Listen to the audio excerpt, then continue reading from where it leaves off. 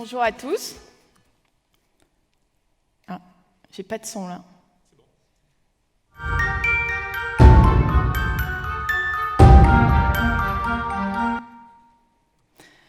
Bonjour à tous. Donc aujourd'hui, je viens vous parler des BATX. Les BATX vont-ils détrôner les GAFA dans les usages digitaux des consommateurs français? Alors d'abord, je vais me présenter. Donc Aurélie Dano, je travaille chez EDF. Vous allez me dire quel rapport avec le sujet. Eh bien, je travaille sur les services, les nouveaux business et l'open innovation. Et du coup, à ce titre, je me dois de regarder un peu ce qui se passe et aux États-Unis et évidemment en Chine.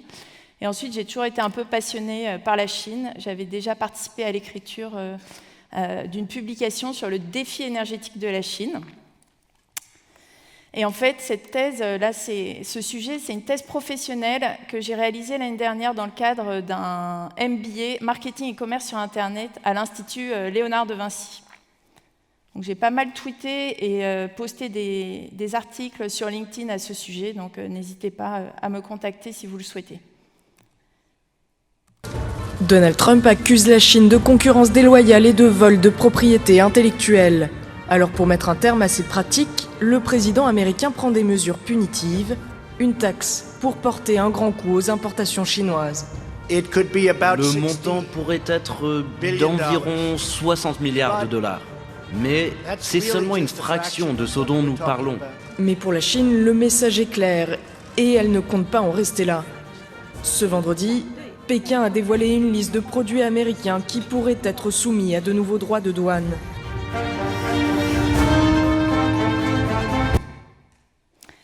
Alors, la Trump Trade War, qui dure depuis bientôt 1 an et demi, cristallise les relations tendues entre la Chine et les États-Unis. Mais il faut dire que la Chine est un adversaire de taille, c'est notamment le créancier de la planète et notamment le créancier des États-Unis. Alors, on va voir que la Chine est devenue un adversaire de taille. C'est à la fois une première puissance mondiale en dépôt de brevets depuis l'année dernière devant les États-Unis, en investissement dans les énergies renouvelables. Là, vous voyez le premier parc photovoltaïque flottant du monde. C'est également le premier marché de la voiture électrique. Je ne sais pas si certains d'entre vous sont allés en Chine récemment, mais en fait, il y a beaucoup moins de bruit dans les rues, puisqu'il y a énormément de voitures électriques. Beaucoup de réglementations qui sont en faveur du véhicule électrique par rapport aux véhicules thermiques. Et enfin, premier marché aussi de la livraison par drone. Là, on voit un petit colis qui est livré par JD.com, une des places de marché chinoises. Je sais que la Poste a annoncé tester la livraison par drone en Isère, mais en Chine, ça fait bien longtemps que ça existe et que c'est testé à très grande échelle. Alors bien sûr, cela ne va pas s'arrêter, puisque Xi Jinping l'a annoncé, donc le président chinois. Son ambition, c'est de devenir la première puissance mondiale d'ici 2030.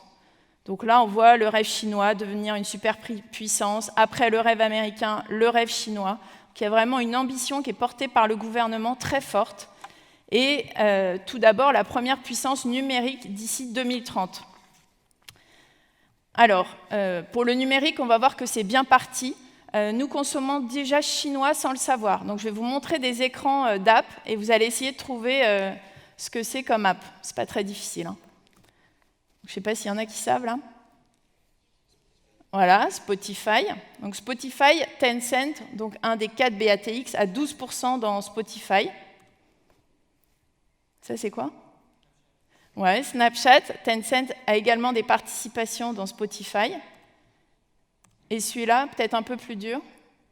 Oui, Mobike. Alors Mobike, c'est une société de vélo en libre service 100% chinoise. Il faut savoir que les sociétés de vélo en libre service, on a aussi Ofo, GoBike, ce sont toutes des sociétés chinoises. C'est un modèle qui vient vraiment de la Chine. Alors, je passe du coup sur un autre secteur. Là, je vous montre d'autres écrans. Je ne sais pas s'il y a des amateurs de jeux vidéo dans la salle. Donc, celui de gauche. Ouais, il y a quelqu'un de très fort au premier rang. League of Legends. Et le deuxième ? Exactement, Fortnite. Donc ça, ce sont 2 jeux vidéo qui appartiennent à Tencent, le leader mondial des jeux vidéo. Donc, nous consommons déjà chinois sans le savoir, grâce aux BATX, donc, qui sont les concurrents chinois des GAFA. Alors, qu'est-ce que ça veut dire BATX? Je pense que GAFA, tout le monde connaît, hein, Google, Amazon, Facebook, Apple. Et bien, BATX, ce sont les concurrents lettre pour lettre des GAFA. Donc, on a Baidu, Alibaba, Tencent et Xiaomi. On va voir qu'ils sont beaucoup moins connus et pourtant presque aussi puissants que les GAFA.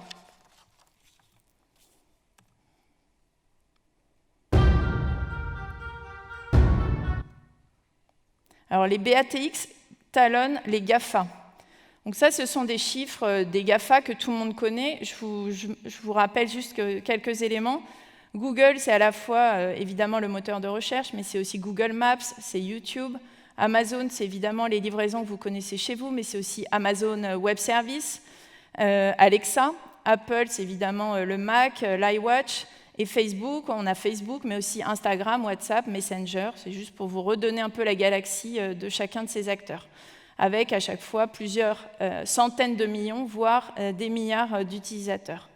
Mais face à ces GAFA, les BATX n'ont pas à avoir honte, et on va voir pourquoi. Alors Baidu, c'est le leader mondial de la voiture autonome. Baidu, c'est l'homologue de Google. C'est le moteur de recherche chinois. Hein. Google n'est pas en Chine, c'est Baidu. Donc c'est 1,4 milliard d'utilisateurs du moteur de recherche.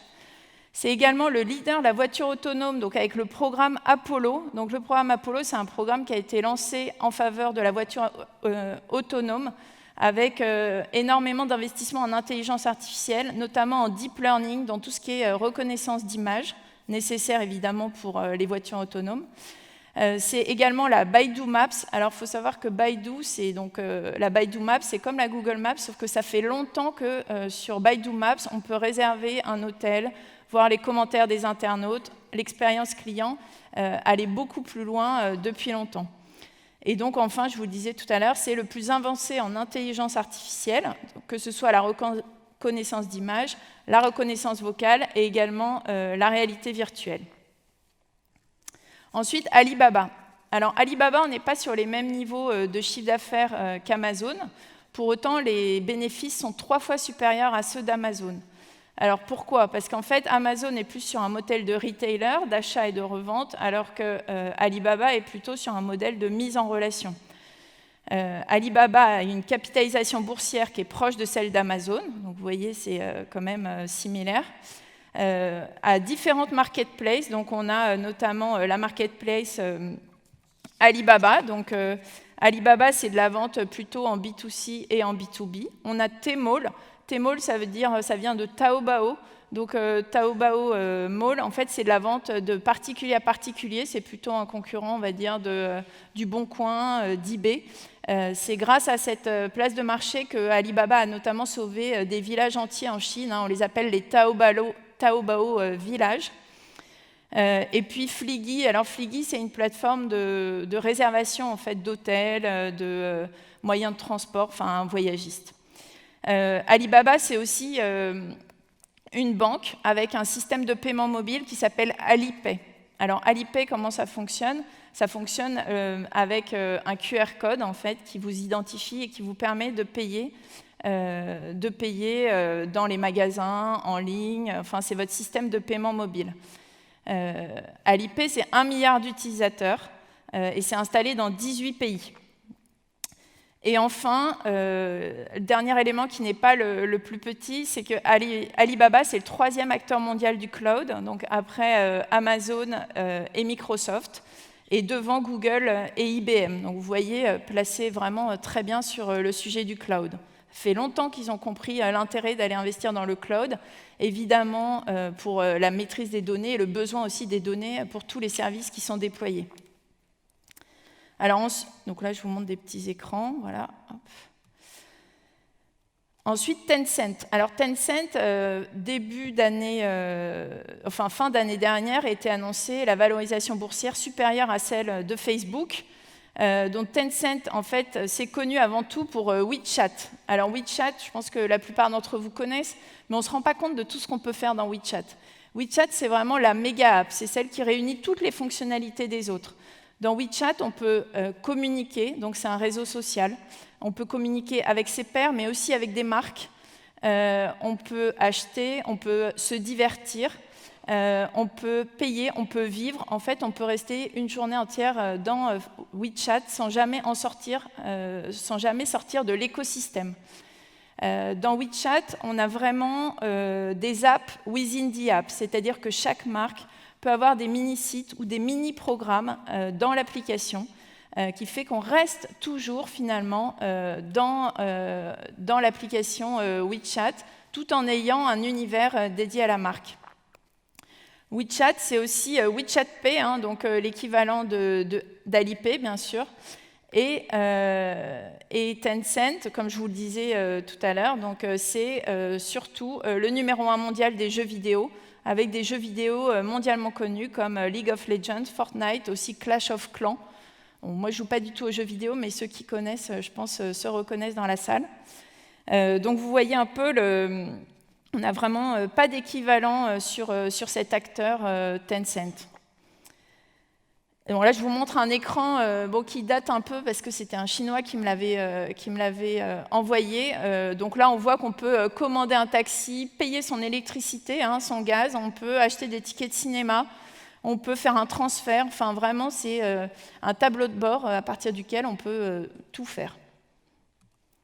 Et enfin, Xiaomi. Alors, Xiaomi est un peu moins connu. Xiaomi, c'est le 4e constructeur mondial de smartphones.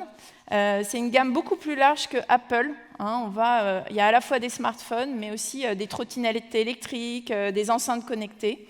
On est sur une stratégie de distribution qui est beaucoup plus agressive et beaucoup plus large, là où Apple est sur une stratégie de distribution plutôt exclusive avec les magasins, les Apple Store. Donc Xiaomi est rentré sur le marché européen avec des produits qui sont aussi beaucoup moins chers, donc qui cassent un peu le marché, avec aussi une stratégie de communication très très proche des médias sociaux, donc avec les influenceurs en relais, et avec des magasins également en propre. Alors il y a un magasin qui a ouvert à Paris. En revanche, j'ai entendu qu'il allait bientôt fermer parce que par défaut notamment de notoriété de la marque, qui essaye de se transformer en mime et que peu d'Occidentaux connaissent pour le moment. Donc, comme le dit The Economist, il est grand temps que la Silicon Valley devienne paranoïaque. On regarde beaucoup la Silicon Valley, mais regardons quand même ce qui se passe en Orient, puisque les BATX sont quand même, on l'a vu, leaders sur la voiture autonome, le paiement mobile, le e-commerce, le m-commerce, donc mobile commerce, le cloud. Donc, il est vraiment intéressant de se pencher dessus. On va se rendre compte, en fait, assez vite que ce n'est pas seulement les ATX dont on parle, c'est véritablement d'une nation entière, donc la Chine, qui est en avance sur les usages digitaux et sur l'intelligence artificielle. Le marché chinois, c'est un marché qui a vécu des années, des décennies de privation, de pénurie, et qui est un pays qui est en train de consommer, qui veut vivre et consommer comme l'Occident. Donc, ce qui se traduit par une consommation à outrance, un besoin finalement de tester des innovations, d'essayer tout ce qui existe, un appétit de consommation qui est stimulé par les places de marché et les calls. Donc les calls, ce sont les Key Opinion Leaders, donc ce sont l'équivalent en fait des influenceurs chez nous, mais qui ont vraiment un rôle très très puissant finalement dans l'incitation à l'achat, puisque la valorisation, le regard social est très très fort en Chine. On va envoyer des photos à ses amis d'une tenue avant de l'acheter. Enfin, ça commence tout ça à arriver en Europe, mais ça fait assez longtemps que ça existe en Chine. Donc vraiment, la consommation est vraiment fortement portée par le regard des autres et l'aspect social. Donc le marché chinois est totalement décomplexé et teste les innovations comme elles viennent. Citation d'un expert du sujet, donc Arnaud Leroux, et ils sont formatés par rapport à nous, dans le sens où ils ont une capacité à s'adapter à l'innovation, à aller très vite et à suivre la masse. C'est-à-dire qu'une innovation peut se répandre très très vite, de façon massive, dans toute la population. Alors là, je vais vous montrer un chiffre. Philippe parlait d'un chiffre tout à l'heure, pardon. Donc là, 35 milliards, donc on avait 31 milliards en 16 heures, on est bien sur 35 milliards en 24 heures. C'est le chiffre du Single Day, le Single Day chinois qui a eu lieu lundi dernier. C'était 30 milliards l'année dernière, donc vous voyez qu'on est encore en croissance. C'est vraiment très, très impressionnant. Alors, tout type de produits sont achetés, mais on a aussi plus de 100 000 voitures en un jour. Hein. Donc, c'est vraiment... ça passe du petit produit, finalement, à l'achat conséquent de véhicules. Et ce qui est intéressant, c'est aussi de voir que 90% des ventes se font sur mobile. Alors, pourquoi ? Parce qu'en fait, la Chine, c'est une nation qui est mobile only. C'est une nation qui a vécu des sauts de technologie. 97% des Chinois sont mobinautes. On va voir que les marchands de rue, les mendiants aussi, ont un QR code, pas de cash, donc on paye dans la rue avec son téléphone. C'est vraiment généralisé à tous les niveaux de la population, dans tous les métiers. C'est vraiment une société no cash. C'est un style de vie à part entière. On est dans le paiement virtuel qui fait qu'il n'y a plus de monnaie en circulation. On a aussi dans les technologies finalement qui émergent très très fortement en Chine, qui se généralisent depuis quelques années, tout ce qui est réalité virtuelle. Alors à la fois pour l'expérience shopper en magasin, hein, on va avoir finalement des centres commerciaux qui vont davantage encourager l'expérience que l'expérience d'achat, hein, donc toute l'expérience finalement avec des casques en réalité virtuelle, mais aussi tout ce qui est autour du divertissement, donc notamment les parcs d'attractions. On a des parcs d'attractions entiers qui sont basés autour de la technologie de la réalité virtuelle. Et c'est également le pays où la robotisation s'est le plus accélérée ces dernières années, que ce soit pour finalement la réalisation du dernier kilomètre. Hein, en livraison, on a des petits robots qui assurent le dernier kilomètre. Que ce soit aussi dans finalement l'accueil à la banque. Hein, il y a des banques qui sont entièrement robotisées dans le sens où c'est un petit robot qui vous accueille dans votre agence bancaire. Et puis là, enfin, on voit sur le visuel, sur la photo, des robots humanoïdes qui présentent le journal télé, donc le journal télévision quotidien. Donc vraiment, on est dans la technologie, vraiment dans le quotidien des Chinois. Alors cette technologie, elle est fortement soutenue par le gouvernement. Il faut savoir que le gouvernement s'est associé à Tencent et à plusieurs dizaines d'institutions pour créer la carte d'identité numérique via le compte WeChat. Donc on voit la photo, là on peut s'identifier avec son téléphone. Et soutenu également dans les investissements en intelligence artificielle. En effet, depuis 2017, la Chine égalise et maintenant dépasse les États-Unis dans les investissements en intelligence artificielle. C'est important à comprendre, parce qu'on voit là que ça croît fortement depuis 2013. Maintenant, la Chine dépasse les États-Unis. C'est vraiment le symbole finalement de l'implication du gouvernement dans toute ces technologies et cette volonté d'avancer en finançant massivement des grands projets autour de l'intelligence artificielle. Alors on va voir que c'est une nation qui est ultra connectée, mais évidemment au risque de perdre ses libertés individuelles. Alors la reconnaissance faciale. Donc la reconnaissance faciale, en fait, c'est une technologie qui permet d'identifier ou d'authentifier une personne sur la base de son visage. C'est un usage qui est assez répandu, qui peut être plutôt attractif, on va dire, pour faciliter notamment l'expérience shopper. Hein. C'est Alibaba qui a généralisé le Smile to Pay. Donc vous souriez devant la caméra et en fait vous êtes reconnu et vous payez. Donc c'est quand même, acheter devient un plaisir. Donc ça, on va dire qu'on est sur une utilisation plutôt agréable pour le consommateur de la reconnaissance faciale. Mais on va voir qu'il y a de nombreux abus, du point de vue des libertés individuelles, de cette technologie. Donc, en Chine, il y a 170 millions de caméras qui vont être utilisées, par exemple, dans des lieux publics pour dénoncer l'utilisation abusive de papier toilette. Vous ne le voyez pas, là, je ne vous l'ai pas mis parce que c'était un peu étrange, mais il y a des petits robots en fait, dans les toilettes qui reconnaissent votre visage. Et donc, si vous demandez 2 fois du papier toilette, ils le reconnaissent, ils vous envoient un message. Oui, c'est un peu étonnant. Ouais. Dans les lycées, elle dénonce les cancres, l'humeur et le taux d'implication des étudiants. On voit sur l'image à droite, c'est la météo des étudiants quand même. Vous voyez, il y a des smileys plus ou moins contents, endormis, étonnés, voilà, avec des points à côté. Donc c'est quand même assez étonnant. Et puis elle permet aussi évidemment de traquer les criminels, on voit, et d'identifier les personnes dans les aéroports. Donc là, pour le moment, on est à 170 millions de caméras avec un projet d'en installer plus de 2 milliards d'ici 2022. Donc on rentre quand même dans une société de l'hyper-contrôle de la population. Et on va voir que ça ne s'arrête pas là, puisque Frédéric Cavazza en a parlé ce matin. En Chine, on a le système de crédit social. Donc le crédit social, qu'est-ce que c'est ? C'est un système de points qui, en fonction de vos comportements, peut évoluer à la hausse ou à la baisse. Donc, par exemple, si vous avez des mauvais comportements, ça peut être des opinions politiques dissidentes, des requêtes Internet suspectes, et même la traversée de passages piétons alors que le feu est rouge, on verra une photo après. Donc ça vous donne des points à la baisse, ça vous enlève des points. Et puis le système vient récompenser aussi les bons comportements. Alors les bons comportements, ça va être l'achat de produits chinois, oui, il faut soutenir le pays, les bonnes performances au travail, la publication d'articles élogieux sur la politique nationale. Et donc tout votre comportement est un petit peu surveillé, calculé, monitoré.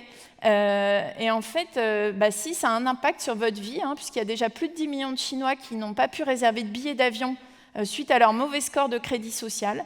Et là, ce n'est que le début.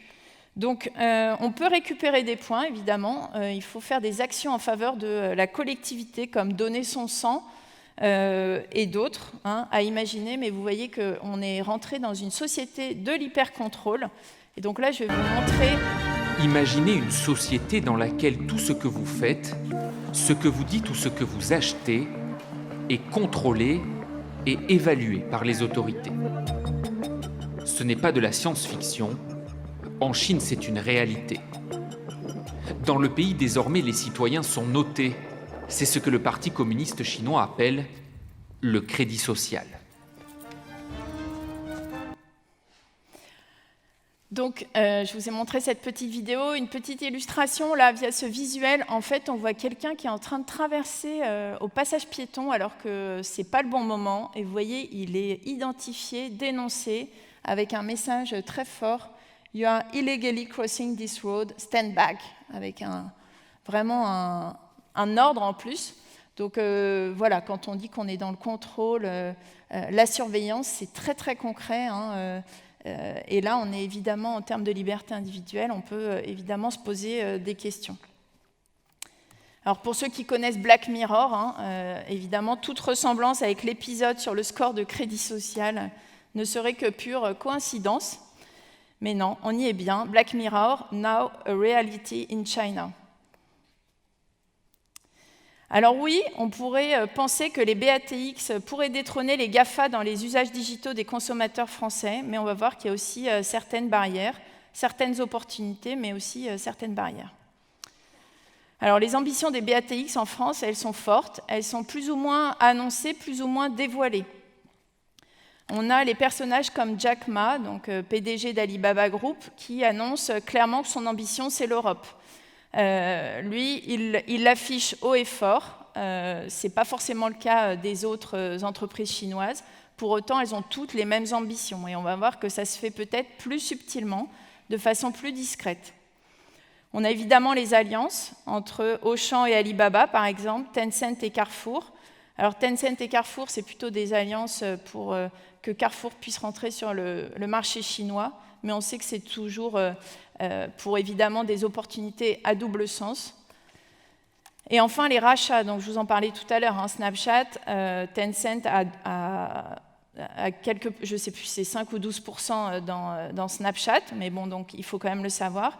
Et surtout Didi, je ne sais pas si certains d'entre vous connaissent, mais Didi, c'est le Uber chinois. Et en fait, Didi a racheté, donc ce n'est pas Didi qui vient en France, Didi a racheté Taxify. Et Taxify, c'est une société VTC, en fait, qui est estonienne, et donc qui est donc déjà en Europe, qui a été rebaptisée depuis peu Bolt, et qui a comme ambition de venir concurrencer Uber sur le marché français. D'accord ? Donc on a bien une société Bolt, on ne sait pas qu'elle est chinoise, mais qui vient concurrencer Uber sur le marché français.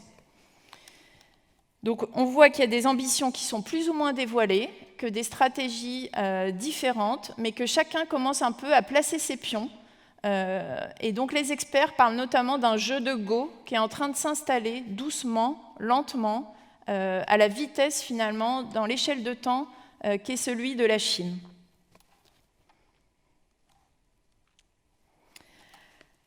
Une autre opportunité, c'est la volonté européenne de contrer les GAFA. Donc plusieurs en ont parlé, évidemment le Cambridge Analytica, qui a fait un peu de mal à Facebook et qui a surtout éclairé finalement les internautes sur l'utilisation massive de leurs données.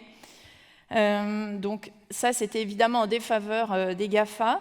Il y a aussi le mouvement un peu tout sauf Amazon. Jeff Bezos a annoncé son ambition d'être le leader mondial de l'économie. Donc il veut amazoner tous les secteurs de l'économie mondiale. Donc que ce soit le e-commerce, la logistique, le transport, les moteurs de recherche. Donc vous savez qu'Amazon a son moteur de recherche. Donc rien ne semble pouvoir les arrêter à part les géants chinois. Donc on voit que finalement un géant chinois, ça peut être une option contre des GAFA.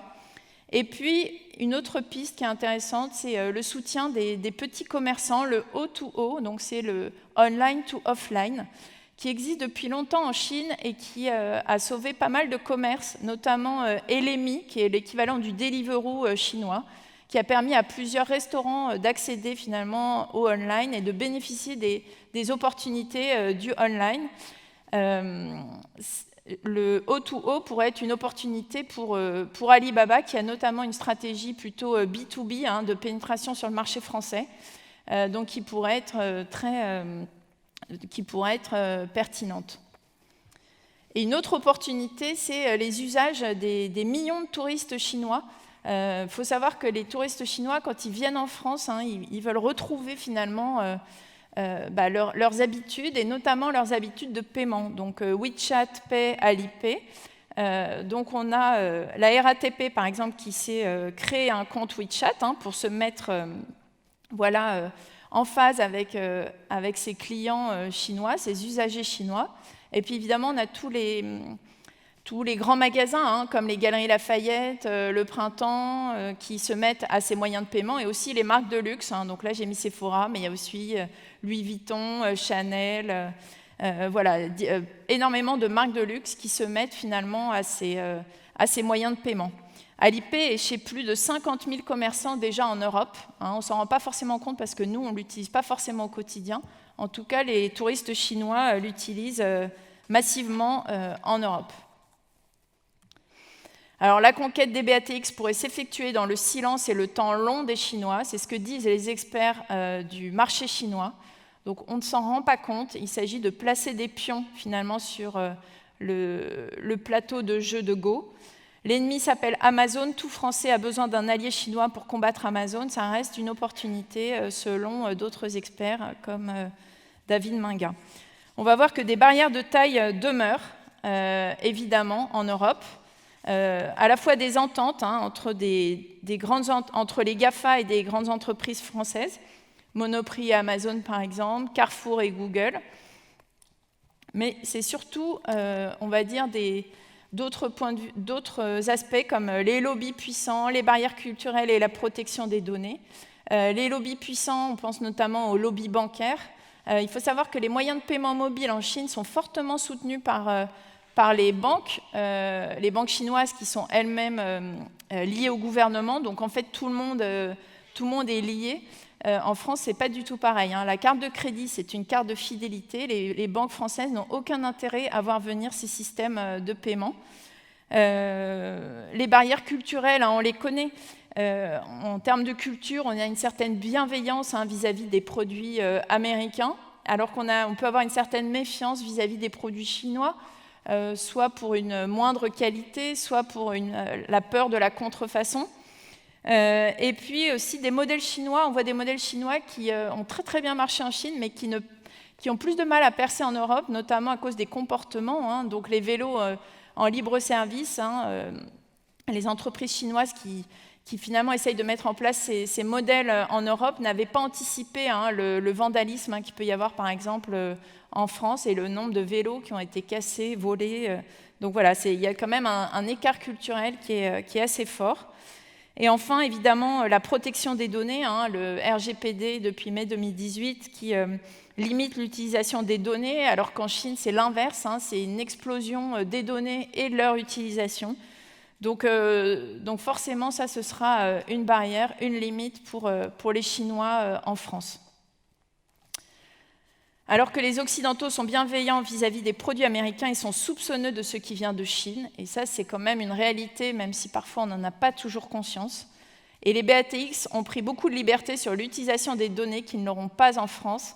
Et ça aussi, c'est une réalité. Mais donc, on a vu qu'ils prennent, du coup, ils optent pour d'autres stratégies, notamment par le rachat d'entreprises qui existent déjà, donc des stratégies plus subtiles. Alors, parmi tout ça, vous me direz comment l'Europe essaye de résister. On parle beaucoup des GAFA, des BATX, et au milieu, et moi, l'Europe. Comment l'Europe peut exister? C'est un vrai sujet. On considère qu'on a déjà plus ou moins raté le virage du numérique, donc il ne faudrait pas rater le virage de l'intelligence artificielle. Donc Emmanuel Macron a évidemment avait demandé un rapport à Cédric Villani au printemps 2018 et a annoncé un plan de 1,5 milliard d'investissements en intelligence artificielle et essaye d'émerger via l'Europe sur la scène internationale. On voit que c'est compliqué parce que l'Europe a des sujets de fond, des sujets structurels à régler. Mais évidemment, c'est une volonté. Mais quand on voit les investissements qui sont faits en Chine et aux États-Unis, on sait que la bataille ne va pas être simple. Alors pour conclure, on va essayer de prendre un peu de hauteur sur les Chinois pour se rendre compte qu'en fait, les ambitions de Xi Jinping vont bien au-delà du numérique. Je ne sais pas si certains d'entre vous ont entendu parler des nouvelles routes de la soie, mais en fait, ce sont des infrastructures ferroviaires et maritimes, donc ferroviaires qui ont été mises en place depuis peu, finalement, en miroir des colliers de perles, donc les infrastructures maritimes, par la Chine, dans un souci, finalement, de sécuriser l'approvisionnement en matières premières et d'avoir un certain rôle, une certaine influence sur la gouvernance de la planète. Et là, notamment en Europe, en Asie et en Afrique.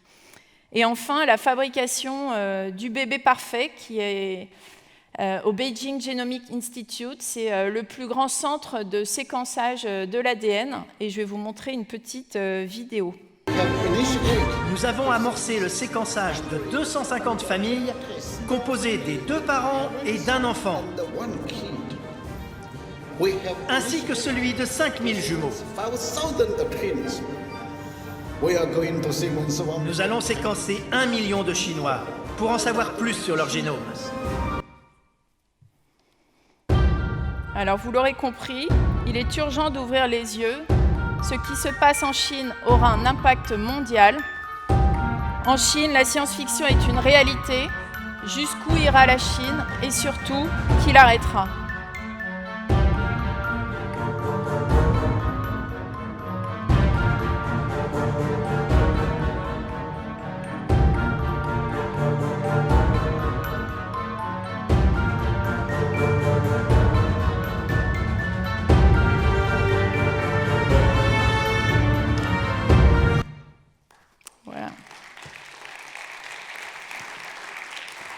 Merci Aurélie, merci pour la musique anxiogène à la fin. Ouais, je suis désolée si je vous ai fait flipper. On a vraiment du temps pour les questions, donc merci pour ça. On peut peut-être allumer la salle et on va prendre des questions. On a un petit peu discuté avant parce que, moi je travaille depuis très longtemps en Chine. J'ai des clients industriels européens qui travaillent en Chine et j'ai aussi des clients chinois. Les industriels chinois, je pense que l'un de nos atouts forts, c'est qu'ils sont extrêmement mauvais à s'exporter. Et tu parlais de Xiaomi, mais ils sont exécrables à créer des marques parce qu'ils sont sur un pays qui a tellement de choses encore à faire que c'est pas le focus. Ça, c'est notre chance. Ce que tu soulèves est pour moi extrêmement clé, c'est que donc oui, il y a plein de choses, d'accord. Mais au-delà de ça, ils n'ont pas besoin de faire vite. Et ce temps long n'est pas un temps dans lequel nous sommes confortables, parce que nous avons des élections tous les 2, 3, 4, 5 ans, parce que, etc., parce qu'on pense que le numérique, ça va vite, ce qui est vrai, mais pas tellement, il y a des cycles à 10 ans, et qu'effectivement, on ne va pas se mettre à payer avec Alipay forcément très vite en Europe. Par contre, la stratégie d'envahissement financier qui se fait et de captation des actifs, c'est la même chose qui a été fait dans les années 80, 90, avec les grands constructeurs, les grands industriels, Airbus, le nucléaire, qui a payé, qui a marché. Ils ont industrialisé la Chine comme ça, et on a ces mêmes stratégies. Je veux pas du tout reprendre plein de trucs, on va passer sur des questions vraiment avec tout le monde là tout de suite. Juste une question quand même, pour le coup. Si tu devais voir pour toi, dans tout ce que tu as expliqué, l'une des menaces qui donnerait trop de pouvoir à la Chine et qui leur permettrait vraiment d'envahir l'Europe avec des solutions qui ne nous conviennent pas, qu'est-ce que tu pointerais aujourd'hui? En termes de technologie, tu veux dire ? De ce que tu veux. Je pense que leur capacité financière, c'est la plus grosse menace. On voit qu'ils investissent en fait dans des sociétés par des rachats, par des prises de participation. Je pense que la vraie menace, c'est donc le financement et le fait que, en fait, c'est subtil, c'est long et qu'on s'en rend pas compte. Ok, d'accord. Une réponse qui va bien, ça.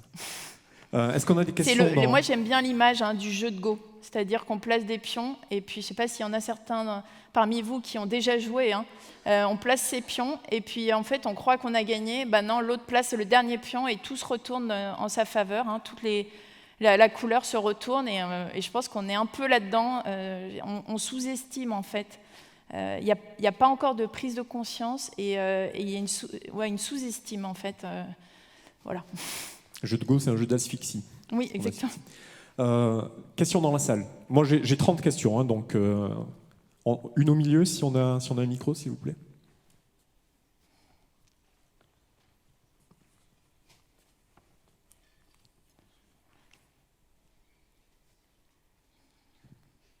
Bonjour. Merci beaucoup pour cette talk, c'était vraiment passionnant. Moi, j'avais une question, c'est là, à la fin, justement, dans votre dernière phrase, vous avez dit comment contrer cette menace. Et vous avez dit la plus grande menace, c'est leur atout financier. Pourquoi est-ce que c'est une menace? Ça, c'était un petit peu ma question, parce que vous parliez notamment de la guerre entre les GAFA et les BATX. Aujourd'hui, on s'inquiète énormément, justement, comme vous l'avez souligné, de l'arrivée des géants chinois. Pourtant, on s'inquiète moins, entre guillemets, de la présence des GAFA qui est déjà là. Donc par exemple, si Alibaba remplaçait Amazon dans l'utilisation des consommateurs français, en quoi est-ce que ce serait une menace dans votre vision? Alors, je ne suis pas sûre qu'on s'inquiète moins des GAFA que des Chinois. Je ne suis pas sûre qu'on s'inquiète vraiment des Chinois. Je ne vois pas de danger particulier à ce qu'Alibaba vienne en Europe, dans la mesure où ce serait peut-être plus encadré, avec plus de respect en fait, des données et des libertés individuelles. Ils n'auraient pas le choix. En fait, toute entreprise qui rentrera finalement dans le cadre européen, qui rentrera sur le marché européen, sera un peu obligée de se conformer aux règles de ce marché-là. Je trouve qu'Alibaba a une approche B2B qui peut être intéressante pour les petits commerçants, un peu plus, ça peut être une vraie alternative à Amazon. Non, c'est plutôt la puissance financière qui est importante. La Chine, c'est le premier créancier de la planète, donc c'est celui qui a l'argent qui décide. Il ne faut pas l'oublier, ça. Donc je pense que c'est plutôt, il faut vraiment raisonner en termes de géopolitique, même un peu global. C'est celui qui a l'argent qui décide. Donc c'est pas tant telle ou telle boîte, c'est vraiment une histoire de géopolitique, tout ça. Voilà. D'accord, donc en rachetant par exemple les entreprises françaises, ça prendrait la capacité de gouvernance et de décision, c'est ce que vous voulez dire? Oui, exactement. D'accord. Merci beaucoup. Je vous en prie. C'est une réponse vraiment clé, parce qu'on pense souvent aux produits, on cherche vraiment à comparer les produits en disant qui va gagner, etc. Les Chinois font des centrales nucléaires aujourd'hui plus facilement que le CEA. Est-ce qu'on a d'autres questions dans la salle? Oui. Oui, j'avais une question ici s'agissant du système de contrôle social, qui est en fait un système qui est quand même très chinois, même dans son fondement, qui est hérité des communautés de travail où on avait l'habitude de contrôler son voisin, ce que faisait son voisin. Je n'y vois pas de volonté d'expansionnisme. C'est-à-dire qu'à part à acheter des solutions 100% de contrôle, mais quand on signe le contrat d'achat, qu'on est la communauté de Norchester au nord de... Enfin, personne n'a forcé le maire à la signer, quoi. Donc oui, il a mis des caméras. Est-ce qu'elles font du contrôle? Ça, je ne suis pas en mesure de le dire. Mais je ne sens pas, alors qu'il y a une très claire volonté d'expansionnisme au niveau des imports et de la route de la soie, notamment sur une facilitation du commerce, mais qui est mondiale et qui profitera à bien plus que les Chinois, je pense, notamment au continent africain, qui doit lui aussi se développer. Sur tout ce qui est technologie de contrôle, je ne sens pas de volonté expansionniste. C'est-à-dire que je ne les vois pas aujourd'hui nous forcer à adopter ces systèmes, et je ne vois pas ce qui pourrait nous forcer à l'adopter au final. Non, je vous rejoins. En revanche, je pense qu'il ne faut pas sous-estimer ce que ça implique pour la société chinoise. Ça veut dire que c'est toute une nation qui va encore plus aller dans le même sens. Déjà qu'il y a une forme de formatage dans les goûts, dans les usages, dans les utilisations. Mais là, en plus, on va être contrôlé. Donc, mais en quoi, nous, on peut juger ça? C'est une question. Notre modèle, on n'est pas obligé de l'imposer à tout le monde, quoi. Voilà. C'est une question que je pose ouverte. Voilà. Oui, nous, on est dans un modèle plus de respect des libertés individuelles, donc forcément, ça nous questionne. Voilà, c'est plutôt une question. Hein. Je ne tweete pas sur Hong Kong, parce que je travaille en Chine.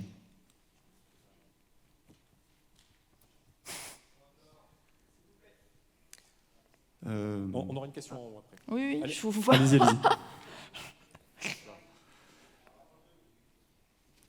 Allez-y sans micro, c'est pas grave. On avait une question là, sinon le temps que le micro arrive. Bon. Prenez le micro. Dans les années 90, on a eu un Premier ministre qui s'appelait Jean-Pierre Raffarin, qui a dit que l'économie commencerait et que la liberté suivrait en Chine et qu'il ne fallait pas s'inquiéter. Aujourd'hui, on fait face à des entreprises comme Christian Dior qui s'excusent publiquement sur tout leur réseau pour avoir oublié de mettre Taïwan sur la carte de la Chine et que le gouvernement chinois ne l'a pas accepté. Donc il ne faut pas qu'on soit non plus trop naïf, c'est que malgré tout, on est dans des pays démocratiques, on a un droit de vote, un droit d'expression, ce qui n'est pas le cas chez eux. Donc quand vous dites tout à l'heure, au nom de quoi on pourrait se contredire leur volonté d'expansion, que ce n'en est pas une, il y a une vraie volonté d'expansion chinoise digitale notamment. N'oubliez pas que TikTok est un social media chinois. On ne le sait pas, mais ça vient de Chine. Donc il faut qu'on ait un regard un peu plus critique sur ce qui se passe avec eux, je pense. Et notre rôle, c'est notamment de refuser que des sociétés comme Christian Dior acceptent de retirer ou de licencier des gens qui ont liké des images sur Instagram de la révolution à Hong Kong. Oh, c'est un point intéressant, oui, tout à fait. On a eu le cas avec la NBA aussi aux États-Unis qui s'est pris des gros vents et qui a dû être dans une situation compliquée. C'est vrai qu'il ne faut pas oublier que le digital enlève les barrières. Donc c'est vrai qu'il n'y a pas de... on n'est plus sur des frontières géographiques, forcément. Donc toutes ces questions concernent un petit peu toutes les personnes qui peuvent être en interaction avec la Chine ou qui peuvent émettre des opinions. Je pense qu'il ne faut pas l'oublier. Une dernière question super rapide. Moi, j'aurais deux questions. Ce qui me paraîtrait intéressant, c'est quand même de rapprocher tout ça de la capacité de résilience des sociétés occidentales liées à des régimes démocratiques et aussi à la société libérale, qui permet quand même de remettre en cause très fréquemment les modèles. Et on voit que même des colosses comme on en a aujourd'hui ont des pieds d'argile. Donc je pense qu'il ne faut pas sous-estimer notre capacité de réaction, même si elle n'est pas organisée à travers des États. Ok, ça n'appelle pas de... Mais c'est un commentaire qui est intéressant. On espère de pouvoir se structurer en Europe, notamment pour exister sur le sujet. Mais on a quand même des... Enfin, je ne sais pas si je réponds à votre point, du coup, mais On a déjà des points structurels à régler en Europe avant de finalement réussir à créer cette gouvernance autour de l'intelligence artificielle et de débloquer des fonds et des moyens financiers pour financer cette recherche dont on a besoin pour exister entre les deux. Donc voilà, je ne sais pas si ça donne un élément à votre réponse, enfin à votre prise de parole. Merci beaucoup Aurélie, merci pour nous rappeler ça, nous remettre ça dans le visage. Je pense qu'il faut le faire quasiment peut-être toutes les années à Blend à un moment donné. Oui, complètement. C'est quand même de vieux sujets et ça percole pas et c'est super important. Merci beaucoup. Merci à vous.